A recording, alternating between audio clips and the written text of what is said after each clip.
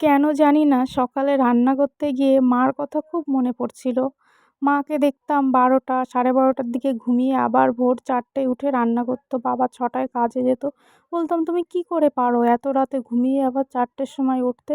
তো কালকে আমার বরের ডিউটির থেকে আসতে ১১:৩০ বেজে গিয়েছিল। তারপরে আসার পরে ও ফ্রেশ হলো, দুজনে খাওয়া-দাওয়া করে ঘুমোতে ১২:৩০টার বেশি বেজে গেছে।